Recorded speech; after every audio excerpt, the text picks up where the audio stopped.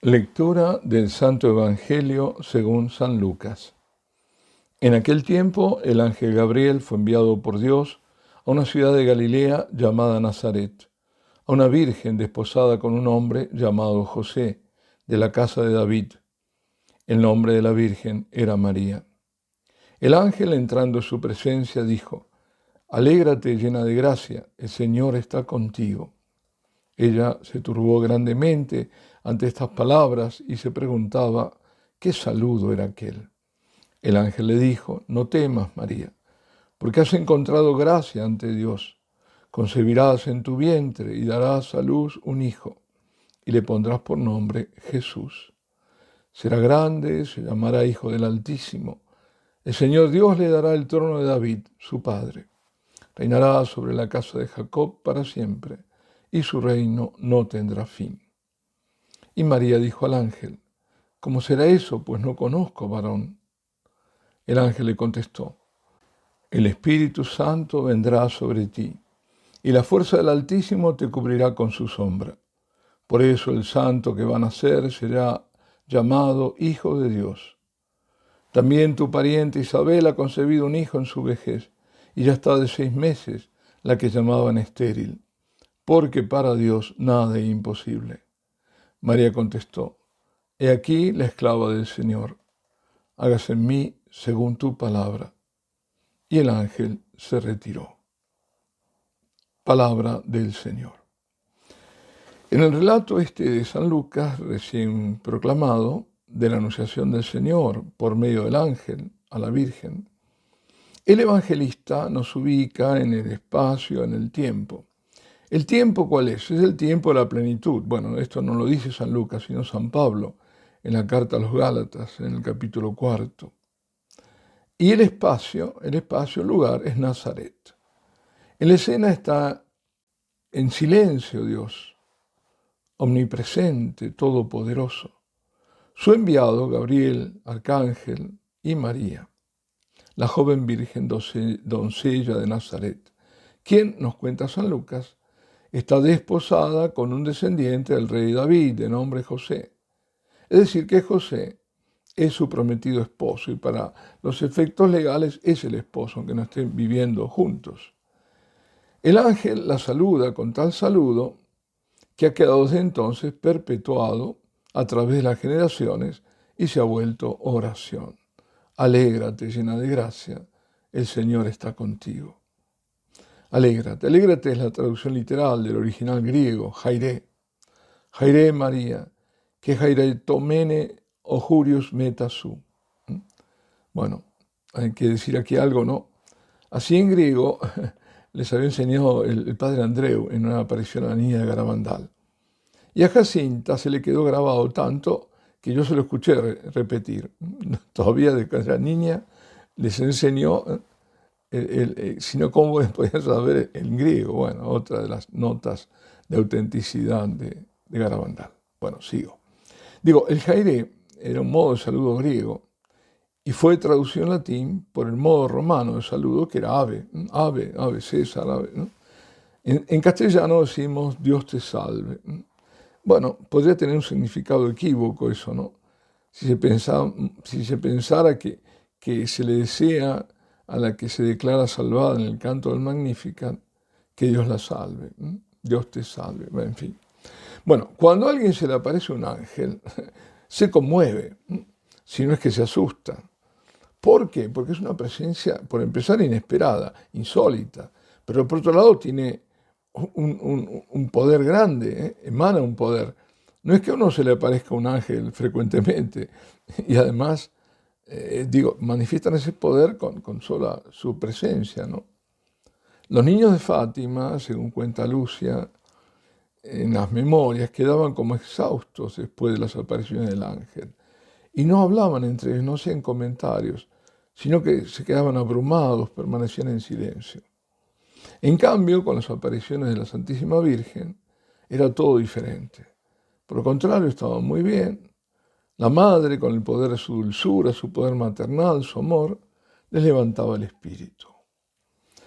A cualquiera, por tanto, la presencia de un ángel lo perturbaría. Verlo ahí de repente, se asustaría, ¿no? Pues no es así con la Virgen. Si lo prestamos atención, vemos que no ha sido así. Ella no se perturba por la presencia del ángel. Y bueno, es de preguntarse si por ser quien era y quién será la reina de los ángeles, no habría antes recibido visitas angélicas. Incluso el propio Gabriel, no lo sabemos. Se puede pensar si tantos santos han tenido visitas de ángeles, ¿por qué no la Virgen? ¿No? Al contrario, con mayor razón. Pero, como sea, a María la perturbaba las palabras del ángel. Y lo pone muy claro San Lucas. Ella se turbó grandemente ante estas palabras. ¿Y cuáles eran esas palabras? Sencillamente, alégrate llena de gracia, el Señor está contigo. Pues ella quería entender qué le quería decir con aquello que era llena de gracia y que Dios estaba con ella. ¿Por qué? ¿Qué tenía ella de extraordinario? Bueno, la Santísima Virgen era verdaderamente humilde y no podía imaginar qué destino le había preparado Dios desde la eternidad. Ella se turba grandemente y el ángel le da la razón de por qué la saludó así. Lo que este mismo arcángel Gabriel le dice es que ha de ser madre. Concebirás en tu vientre y darás a luz un hijo. Es decir, una verdadera maternidad, ¿no? No es que aparece de golpe el Señor, sino que se va a ir gestando en su humanidad, como crecerá en todo en su humanidad. Luego dice que ese hijo debe ser muy especial, porque será llamado nada menos que hijo del Altísimo. Y además será rey davídico, descendiente de David. Por eso algunos padres de la Iglesia opinaron que María, como José, también descendía del rey David. Y dice que reinará sobre el pueblo hebreo, y ese reino o ese reinado será perpetuo. Pues todo esto último significaba que ese hijo sería el tan esperado Mesías de Israel. Precisamente desde hacía algo menos de un siglo, tal vez se había aumentado la expectativa, había aumentado sobre la venida del Mesías, porque los tiempos estaban maduros, eran aquellos. Ahora, ¿estaría la Santísima Virgen aturdida ante aquel anuncio? Por cierto que le surge inmediatamente una pregunta. ¿Cómo será eso si no conozco varón? ¿Cómo voy a concebir un hijo si no tengo relación con un hombre como para ser madre? Ella pregunta y el ángel le responde. Qué diferente actitud de este mismo arcángel Gabriel ante la pregunta del sacerdote Zacarías. La pregunta de Zacarías venía de la incredulidad y el arcángel lo dejó mudo. La pregunta de María viene de un aparente conflicto entre la inspiración que había recibido de Dios de permanecer virgen, sin duda alguna, con el consentimiento de José, tampoco sin duda alguna, sino qué sentido tiene, ante el anuncio de su maternidad, el haberle dicho a Gabriel, ¿cómo será eso? Pues no conozco varón. ¿Por qué? Porque tal pregunta no cabría si ya estaba desposada y dentro de poco, digamos, conocería varón, en el sentido que tendría relaciones maritales con su esposo, en una situación, digamos, no especial como la de ella, sino ordinaria. De la pregunta se induce que había un propósito de virginidad y que tal propósito venía de inspiración divina. Por eso el ángel le responde que el hijo que engendrará será por obra no humana, sino divina, por el Espíritu Santo, y el niño será llamado Hijo de Dios. Para Dios nada es imposible. Es decir, tú serás madre permaneciendo virgen. Todo el relato es el del camino de Dios al hombre y también el camino del hombre a Dios. Ese relato del encuentro salvífico por excelencia, para el que había sido preparada esa joven virgen nazarena desde el mismo momento de su concepción. Estamos ante el momento histórico por excelencia, el de la plenitud de los tiempos, que según lo cuenta San Lucas lo podemos seguir desde María. Por ello lo llamamos la Anunciación, y que en el prólogo del Evangelio de San Juan, en su profundo contenido teológico, lo vemos desde la perspectiva de Dios, que asume la humanidad de María. O sea, es la encarnación del Verbo. Lo mismo, es decir, a través del sí de María se une. El anuncio, desde la perspectiva de María, es un anuncio que viene del ángel, y la perspectiva divina es Dios que desciende al mundo, se hace carne en María, la encarnación del Verbo. Y aquí en este momento, exactamente después del sí de María, cuando obra el Espíritu en la Virgen, para engendrar en la carne al Hijo de Dios. En este instante, si lo podemos llamar así, de eternidad, es el del origen de la Eucaristía también. Porque si bien el Señor la instituye en su última cena, su origen remoto está aquí cuando comienza a gestarse el hombre Dios en María, cuando Dios asume de su carne la humanidad. Por ello, podremos trazar una línea imaginaria entre Nazaret y Jerusalén, entre la Santa Casa y el cenáculo, entre el momento de la Anunciación, encarnación, y el de la hora en la que Jesús anticipa el sacrificio de la cruz. Unir la antesala misma del Getsemaní con la entrega sacramental de sí mismo en la última cena.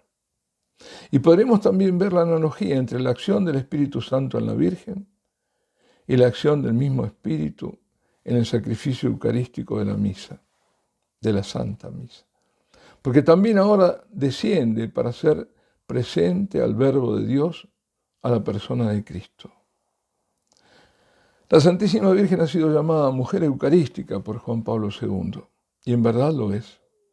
Ella nos trae, por así decirlo, la Eucaristía. Ella nos lleva a la Eucaristía.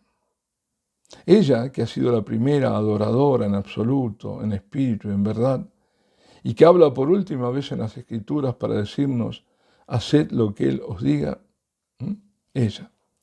Pues el Señor desde la sala de la última cena en Jerusalén nos dice, haced esto en memoria mía. Es como que ella está apuntando ese momento, haced lo que Él os diga, y Él nos dice, haced esto en memoria mía. Y de entonces los sacerdotes lo hacemos presente, junto a su sacrificio en cada Eucaristía. Pero ahora también la Madre de Dios nos habla para decirnos, adorad a mi Hijo, adoradlo sin interrupción. María se dejó alcanzar por la gracia plena, inconmensurable, infinita de Dios. La acogió el don para dar el fruto de la vida, Jesucristo. Nosotros, queridos hermanos, debemos también acoger el don de la adoración, el don de la Eucaristía y el don de la adoración perpetua. Dios no entra con la fuerza, se propone. Depende del sí de cada uno para que aquel que está presente en la Eucaristía se haga presente también en su vida. Para mejor seguir a Jesús, podemos secundar a María, aquella que dio su respuesta a Dios. He aquí la esclava del Señor, hágase en mí según tu palabra. Cumplida su misión, el ángel se retiró. Y allí en Nazaret quedó María sola, comenzando el camino de retorno de la humanidad a Dios. Alabado sea Jesucristo. Y Ave María Purísima.